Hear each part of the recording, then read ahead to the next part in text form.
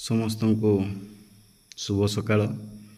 ଶୀତୁଆ ଶୀତୁଆ ଯେଉଁ ଉଷାର ଆଗମନ, ତେଣୁ ସମସ୍ତଙ୍କୁ ମୋର ବନ୍ଧୁ, ସହପାଠୀ, ଅଭିଭାବକ, ଗୁରୁଜୀ ଏବଂ ମୋର ପ୍ରିୟ ଛାତ୍ରଛାତ୍ରୀମାନଙ୍କୁ ସମସ୍ତଙ୍କୁ ଶୁଭେଚ୍ଛା, ପ୍ରଣାମ ଏବଂ କୃତଜ୍ଞତା। ତେଣୁ ଆଜି ଆମେ ଯେଉଁ ବିଷୟଟିକୁ ପଢ଼ିବା ମଧୁବାବୁ ଏବଂ ଲେଖକ ହେଉଛନ୍ତି ଚିନ୍ତାମଣି ଆଚାର୍ଯ୍ୟ। ତେଣୁ ପିଲାମାନେ ଶୀଘ୍ର ଉଠିପଡ଼, ଆଉ ତୁମେ ଶୁଅ ନାହିଁ, ତୁମର ସମୟ ହେଲାଣି, ଉଠିପଡ଼। ତେଣୁ ସମସ୍ତଙ୍କୁ ଆଉ ଥରେ ମୁଁ କ'ଣ କହୁଛି ନା ଶୁଭ ସକାଳ। ଦେଖ, ଏହି ସମ୍ମିଳନୀ ଜାତ ପ୍ରାଣ ସିନ୍ଧୁ, ଏହି ସମ୍ମିଳନୀ ଜାତି ପ୍ରାଣ ସିନ୍ଧୁ, କୋଟି ପ୍ରାଣ ବିନ୍ଦୁ ଧରେ, ତୋର ପ୍ରାଣ ବିନ୍ଦୁ ମିଶାଇ ଦେ ଭାଇ, ଡେଇଁ ପଡ଼ି ସିନ୍ଧୁ ନିରେ। ତୋର ପ୍ରାଣ ବିନ୍ଦୁ ମିଶାଇ ଦେ ଭାଇ, ଡେଇଁ ପଡ଼ି ସିନ୍ଧୁ ନିରେ। ସେ ସୁନ୍ଦର ଭାବରେ ଗୋଟିଏ କ'ଣ କରିଥିଲେ ନା ଉତ୍କଳନୀ ସମ୍ମିଳନୀ ଯେତେବେଳେ 1903 ମସିହାରେ ସମସ୍ତ ଓଡ଼ିଆ ପ୍ରବାସୀମାନଙ୍କୁ ଡାକି ଗଠନ କରିଥିଲେ, ସେତେବେଳେ ଏଇ ଗୀତଟିକୁ ସେ ଗାଇଥିଲେ। ତେଣୁ ଆଜି ମଧ୍ୟ ଆମେ କ'ଣ କରିଥାଉ ନା ଯେତେବେଳେ ସେଇ ସ୍ୱାଧୀନତା ପାଳନ କରୁ, ଏଇ ଜାତି ପ୍ରାଣର ମୂର୍ଚ୍ଛନା ବା ଏଇ ସଙ୍ଗୀତଟିକୁ ଆମେ ଗାନ କରିଥାଉ, ଯାହାଫଳରେ ଆମ ଦେହଟା କ'ଣ ଏଇଥିରେ ଥରି ଉଠିଥାଏ। ଏବଂ ସେ ପରିଶେଷରେ ସେ ସୁନ୍ଦର ଭାବରେ ଗୋଟେ କହିଥିଲେ, ଆଲୋ ସଖୀ ଆପଣା ମହତ ଆପେ ରଖି। ତେଣୁ ଆମେ ସବୁବେଳେ କ'ଣ କରିବାରେ ନିଜର ଗର୍ବ, ନିଜର ମହତ୍ତ୍ୱକୁ ଆମେ ସବୁବେଳେ ସଜାଗ ରଖିବା ବା ବଞ୍ଚିତ ରଖିବା। ତେଣୁ ମୋତେ ମଧ୍ୟ ଏଇ ଗୀତଟା ଭାରି ସୁନ୍ଦର ଲାଗିଥାଏ। ଏହି ସମ୍ମିଳନୀ ଜାତ ପ୍ରାଣ ସିନ୍ଧୁ, କୋଟି ପ୍ରାଣ ବିନ୍ଦୁ ଧରେ, ତୋର ପ୍ରାଣ ବିନ୍ଦୁ ମିଶାଇ ଦେ ଭାଇ, ଡେଇଁ ପଡ଼ି ସିନ୍ଧୁ ନିରେ।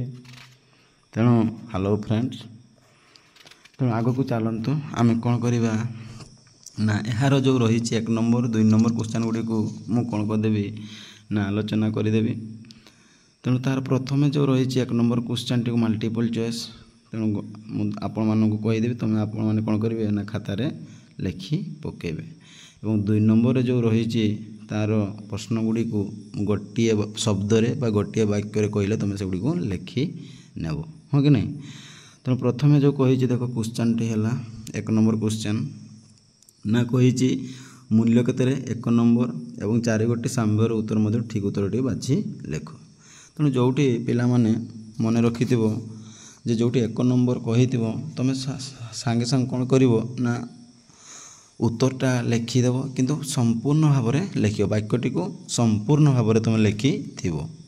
ସେମିତି ଲେଖିବ ନାହିଁ ଗୋବିନ୍ଦ ବଲ୍ଲଭ, ଗୋପାଳ ବଲ୍ଲଭ, ଏଗୁଡ଼ାକ ଭଲ ଲାଗେ ନାହିଁ। ଯେଉଁ ପରୀକ୍ଷକ ଖାତାଟିକୁ ଦେଖିବେ ତାକୁ ଏତେ ଆକୃଷ୍ଟ କରିବ ନାହିଁ ବା ତାକୁ ପସନ୍ଦ କରିବ ନାହିଁ। ତେଣୁ ତୁମେ ସବୁବେଳେ କ'ଣ କରିବ, ପୂର୍ଣ୍ଣ ବାକ୍ୟଟିକୁ କମ୍ପ୍ଲିଟ୍ କରିବ।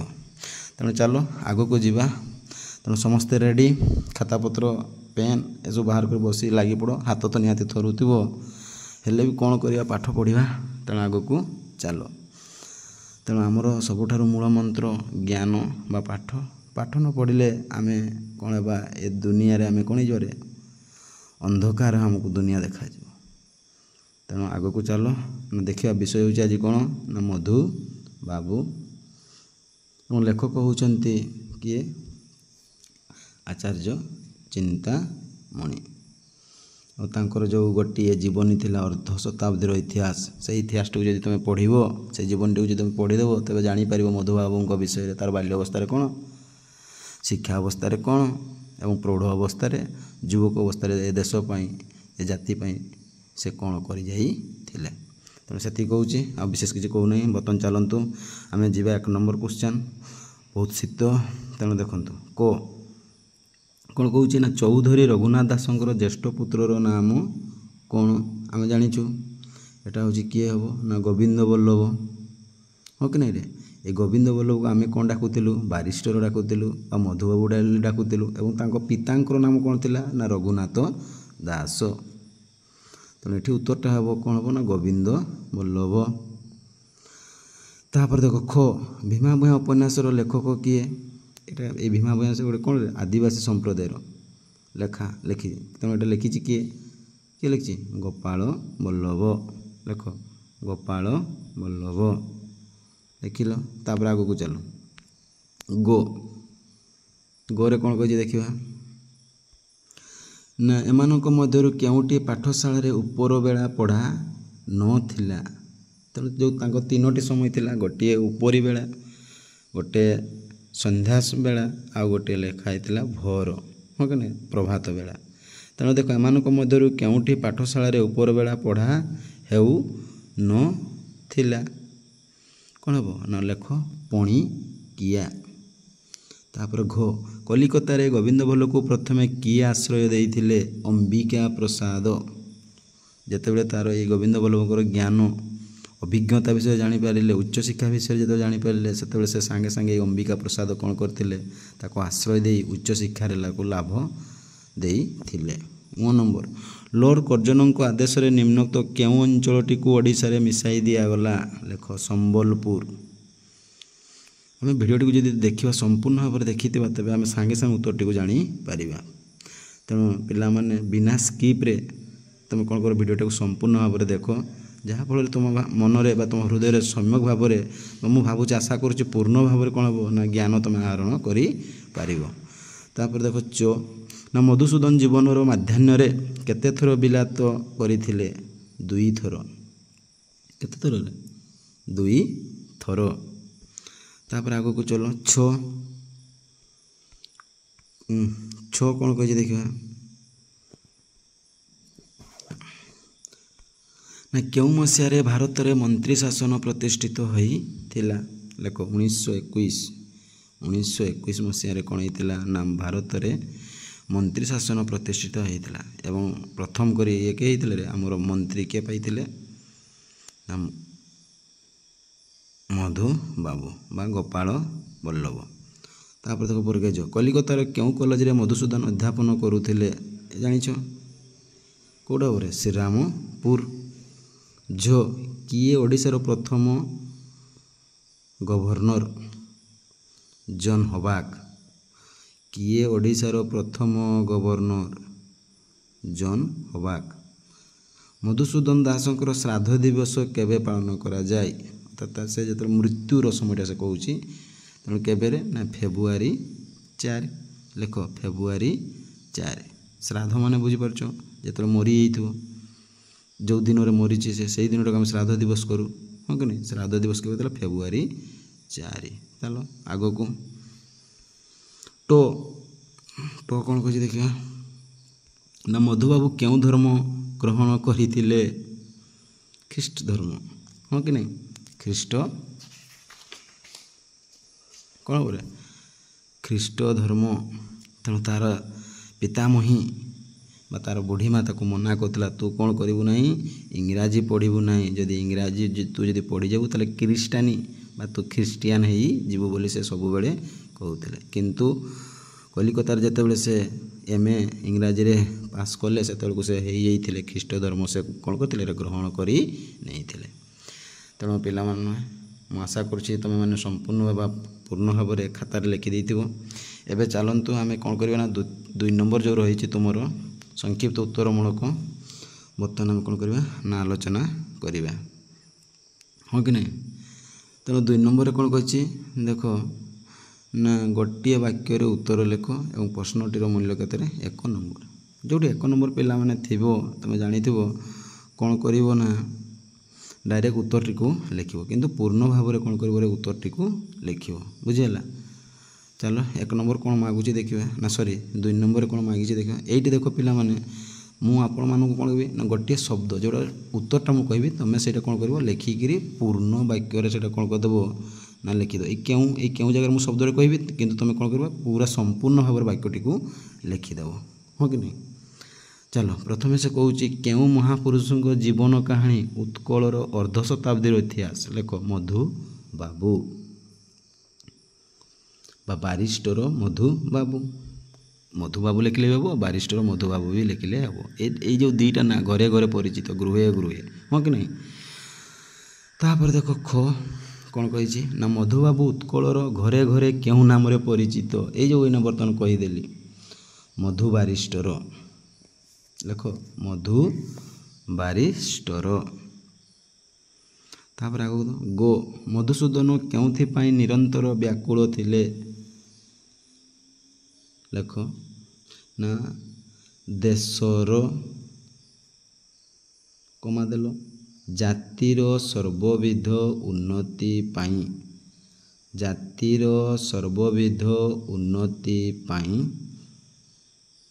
ନିରନ୍ତର ବ୍ୟାକୁଳ ଥିଲେ, ନିରନ୍ତର ବ୍ୟାକୁଳ ଥିଲେ।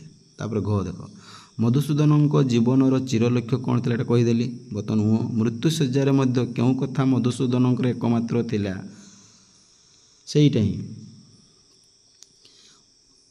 ଓଡ଼ିଆର ଉନ୍ନତି। ଲେଖ ଓଡ଼ିଆର ଉନ୍ନତି।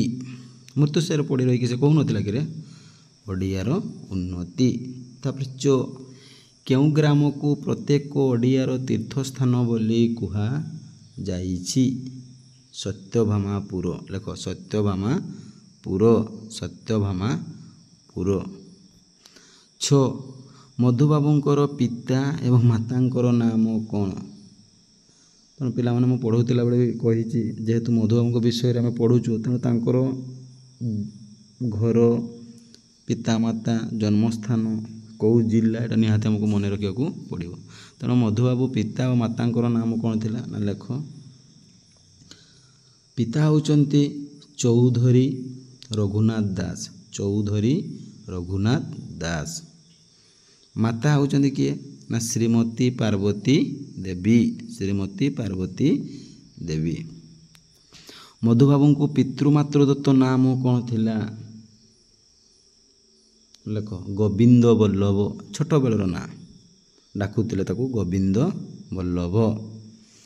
ଝ ମଧୁସୂଦନଙ୍କ ସାନ ଭାଇର ନାମ କ'ଣ ଥିଲା? ଗୋପାଳ ବଲ୍ଲଭ। କ'ଣ ନାଁରେ? ଗୋପାଳ ବଲ୍ଲଭ।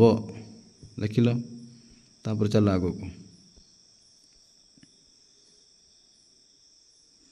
ଝ ମଧୁସୂଦନଙ୍କ ସରିଲା, ଗୋପାଳ ବଲ୍ଲଭ ଲେଖିଲ। ତାପରେ ନିଅ ଦେଖ ବାଲ୍ୟକାଳରେ ମଧୁସୂଦନ କେଉଁଠାରେ ପାଠ ପଢ଼ିଥିଲେ? ଚାଟଶାଳୀ। କ'ଣ କରେ? ଚାଟଶାଳୀ।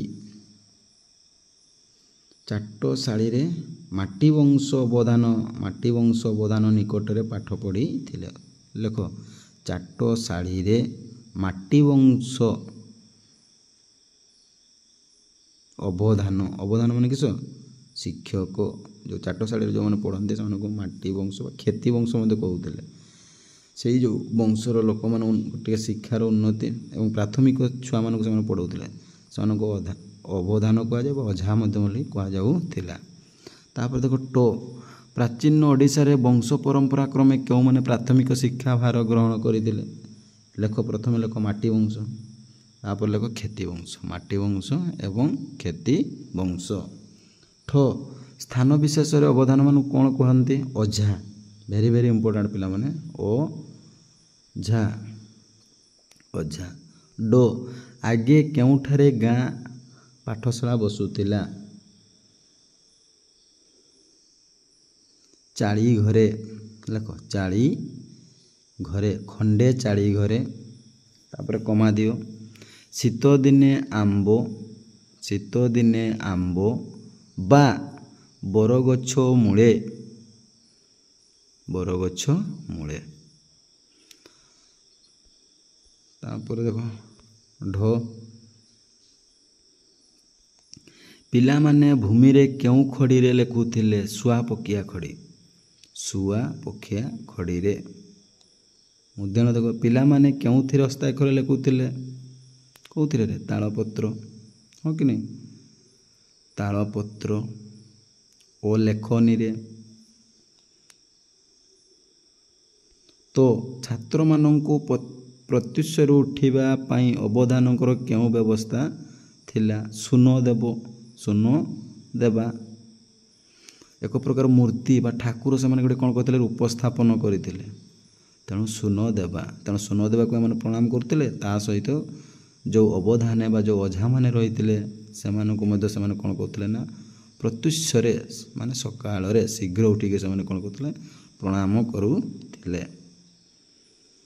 ଥ ପ୍ରଥମେ ଚାଟଶାଳୀକୁ ଆସି କ'ଣ କରିବାକୁ ପିଲାମାନଙ୍କ ମଧ୍ୟରେ ପ୍ରତିଦ୍ୱନ୍ଦ୍ୱିତା ଥିଲା? ପ୍ରଣାମ କରିବାକୁ ଲେଖ ପ୍ରଣାମ କରିବାକୁ। ତାପରେ ଦେଖ ଦ ଚାଟଶାଳୀରେ ସନ୍ଧ୍ୟାବେଳେ କେଉଁ ସଳକ ଆବୃତ୍ତି କରାଯାଉଥିଲା ନା ଚାଣକ୍ୟ ସଳକ ବା କୌଟଲ୍ୟ। ଚାଣକ୍ୟର ଅନ୍ୟ ନାମ କିସରେ କୌଟଲ୍ୟ। ଏଠି କିନ୍ତୁ କୌଟଲ୍ୟ ଲେଖିଲେ ବି ହେବ କିନ୍ତୁ ଚାଣକ୍ୟ ଲେଖିଲେ ବି, କିନ୍ତୁ ଯେହେତୁ ବହିରେ ଅଛି ଶବ୍ଦଟି ତେଣୁ ଚାଣକ୍ୟ ଲେଖ ଚାଣକ୍ୟ ସଳକ। ତାପରେ ଧ ଚାଟଶାଳୀରେ କେତେବେଳେ ମାନସାଙ୍କ ପଚରା ଯାଉଥିଲା ସନ୍ଧ୍ୟାବେଳେ ଲେଖ ସନ୍ଧ୍ୟାବେଳେ। ତାପରେ ଦନ୍ତନ ମଧୁବାବୁ କେତେ ବର୍ଷ ବୟସରେ କଟକ ଆସିଥିଲେ 13 ବର୍ଷ। ଏଇଟା ମଧ୍ୟ ପିଲାମାନେ ମୁଁ ଯେତେବେଳେ ପଢ଼େଇଛି ସେତେବେଳେ ମୁଁ କହିଛି ଆଣ୍ଡରଲାଇନ୍ ମାର ବୋଲି, ତେଣୁ 13 ବୟସରେ। ପ ମଧୁବାବୁ କଟକର ଇଂରାଜୀ ବିଦ୍ୟାଳୟରେ ପଢ଼ିବା ପାଇଁ କିଏ ଆପତ୍ତି କରିଥିଲେ ବା ମନା କରୁଥିଲେ। ଆପତ୍ତିର ଅର୍ଥାତ୍ କିଏରେ ମନା କରିବା, କିଏ ମନା କରୁଥିଲେ ତା ଜେଜେମା, ତେଣୁ ପିତାମହୀ ଦେଖ ପିତାମହୀ। ତାପରେ ଦେଖ ଫ ମଧୁସୂଦନଙ୍କ ପିତାମହୀଙ୍କର କ'ଣ ଆଶଙ୍କା ଥିଲା ସେ ଇଂରାଜୀ ପଢ଼ିଲେ ଖ୍ରୀଷ୍ଟିଆନ ଲେଖ ଇଂରାଜୀ ପଢ଼ିଲେ ଖ୍ରୀଷ୍ଟିଆନ ହୋଇଯିବ ଇଂରାଜୀ ପଢ଼ିଲେ ଖ୍ରୀଷ୍ଟିଆନ ହୋଇଯିବ। ବୋ କଟକରେ ଉଚ୍ଚ ଇଂରାଜୀ ବିଦ୍ୟାଳୟ ପରେ କେଉଁ ନାମରେ ନାମିତ ହୋଇଥିଲା। କଟକରେ ଉଚ୍ଚ ଇଂରାଜୀ ବିଦ୍ୟାଳୟ ପରେ ଏଇଟା ନାଁଟା ଥିଲା, ତାପରେ କେଉଁ ନାମରେ ହେଲା ଲେଖ ନା ରେଭେନ୍ସା କଲିଜିଏଟ୍। ବହିରେ ଅଛି ଦେଖ Ravenshaw collegiate school, Ravenshaw collegiate school ନାମରେ ନାମିତ ହୋଇଥିଲା। ତାପରେ ଦେଖ ଭ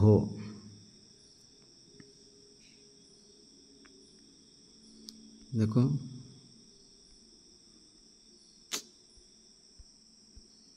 ଭ କ'ଣ କହୁଛି ପ ଫ ଭ ଗୋବିନ୍ଦ ବଲ୍ଲଭ କଟକ ହାଇସ୍କୁଲରୁ ଏଣ୍ଟ୍ରାନ୍ସ ପାସ୍ କରି କେଉଁ ନାମରେ ନିଯୁକ୍ତି ହୋଇଥିଲା।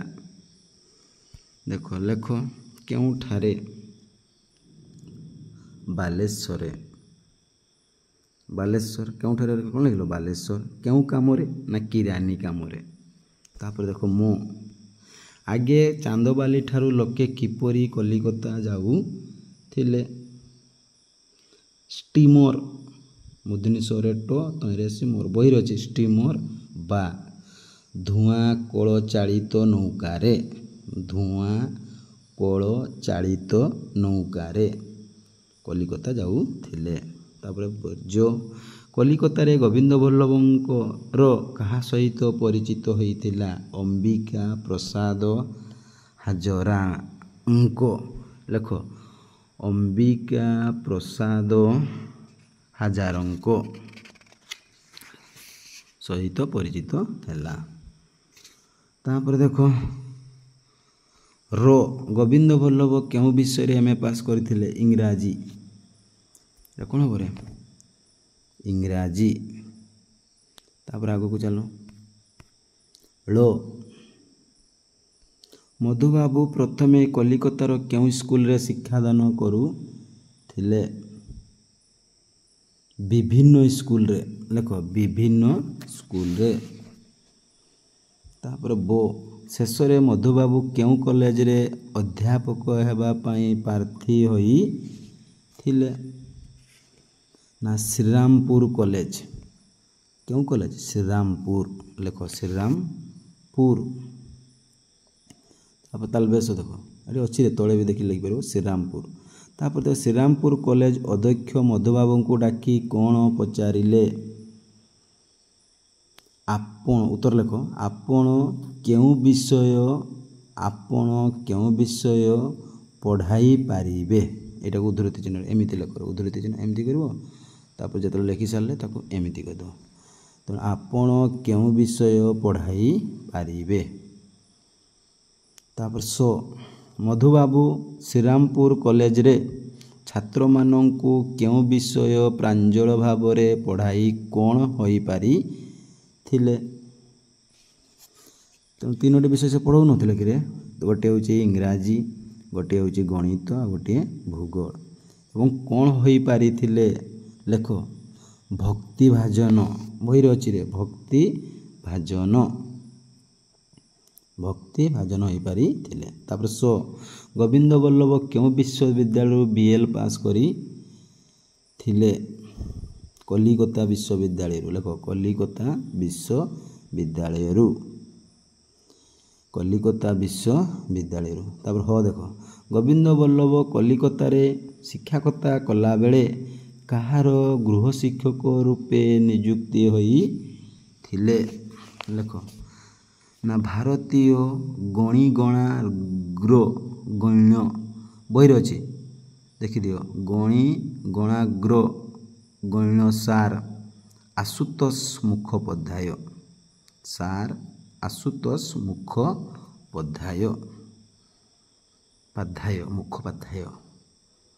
କ୍ଷୟ ମଧୁବାବୁ କଲିକତା ହାଇକୋର୍ଟରେ ଓକିଲାତି କଲାବେଳେ କାହାର ଅନୁବାଦକ ଭାବେ ନିଯୁକ୍ତି ହୋଇଥିଲେ? ସେଇଟା ହେବ, ସେଇ ସାର୍ ଅନୁବାଦକ ଭାବରେ ନିଯୁକ୍ତ ହୋଇଥିଲେ। ଲେଖ ନା କ'ଣ ହେବ? ପ୍ରିଭି କାଉନସିଲର। ଦେଖିଲ, ପ୍ରିଭି କାଉନସିଲର।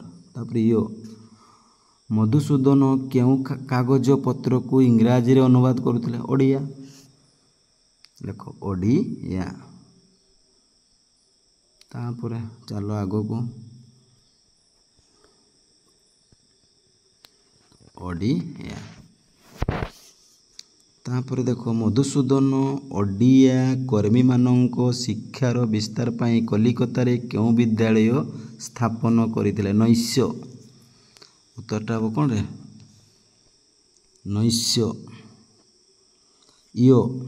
ମଧୁସୂଦନ କେଉଁ କାଗଜପତ୍ରକୁ ଇଂରାଜୀରେ ଅନୁବାଦ କରୁଥିଲେ? ଏଟା ତ ଲେଖିଲ ଓଡ଼ିଆକୁ, ଏଟା ଲେଖିଲ ଓଡ଼ିଆକୁ, ଏଠି ଲେଖିଲ କ'ଣ ରେ?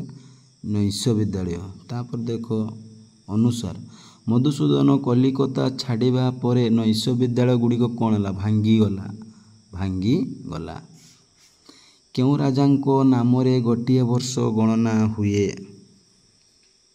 ପୁରୀର ଗଜପତି। ଲେଖ ପୁରୀର ଗଜପତି ମହାରାଜାଙ୍କ।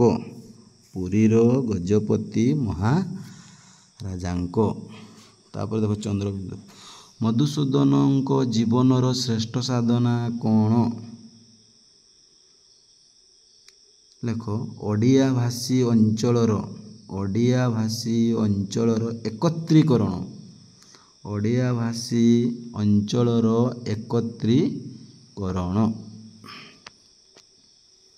ତାପରେ ଦେଖ, ଓଡ଼ିଆ ଭାଷୀ ଅଞ୍ଚଳର ଏକତ୍ରୀକରଣର ପ୍ରଥମ ଉଦ୍ୟମ କ'ଣ? ଉତ୍କଳ ସମ୍ମିଳନୀ 1903। ଉତ୍କଳ ସମ୍ମିଳନୀ ପ୍ରଥମ ଉଦ୍ଦେଶ୍ୟ। ତାପରେ ଆଗକୁ ଚାଲ, କ'ଣ ଅଛି ନା ମଧୁସୂଦନ ସ୍ଥାପନ କରିଥିବା ଜୋତା କାରଖାନାର ନାମ କ'ଣ? ଟାନରୀ। ଲେଖ ଟାନେରୀ। କ'ଣ ଲେଖିଲ? ଟାନେରୀ। ତାପରେ ଦେଖ, ମଧୁସୂଦନ ଜୀବନର ମଧ୍ୟାହ୍ନରେ କେତେ ଥର ବିଲାତ ଯାଇଥିଲେ? 2 ଥର। ତାପରେ ଆଇବି ଦେଖ, ମନ୍ତ୍ରୀ ଭାବରେ ମଧୁସୂଦନ ସର୍ବଦା ନିଜର କ'ଣ ବିକାଶ କରିଯାଇଥିଲେ? ନା ନିଜର ଦେଖ ସ୍ୱାତନ୍ତ୍ର୍ୟ ବହିରେ ଅଛି, ସ୍ୱାତନ୍ତ୍ର୍ୟ ଓ ଶକ୍ତିର ବିକାଶ।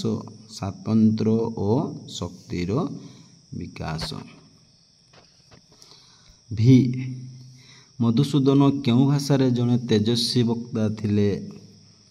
ଇଂରାଜୀ ଓ ଓଡ଼ିଆ। ମଧୁସୂଦନଙ୍କ ଜୀବନର ମୂଳମନ୍ତ୍ର କ'ଣ ଥିଲା?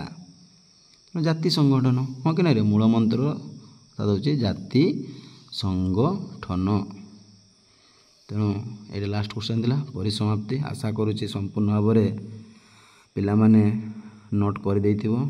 ତେଣୁ ଯଦି ପସନ୍ଦ ଲାଗୁଛି କ୍ଲାସ୍ଟି, ତେବେ ଲାଇକ୍ କରନ୍ତୁ, ସବସ୍କ୍ରାଇବ୍ କରନ୍ତୁ ଏବଂ ଆପଣଙ୍କର ସାଙ୍ଗସାଥିମାନଙ୍କୁ ସେୟାର କରନ୍ତୁ, ଯାହାଫଳରେ ସେମାନେ ମଧ୍ୟ ଏଇ ସର୍ଟ କ୍ୱେଶ୍ଚନ୍ ଗୁଡ଼ିକୁ ଜାଣିପାରିବେ ଏବଂ ଆପଣଙ୍କର ମତାମତ ନିହାତି ଦରକାର। ଜୟ ଜଗନ୍ନାଥ, ଶୁଭ ସକାଳ।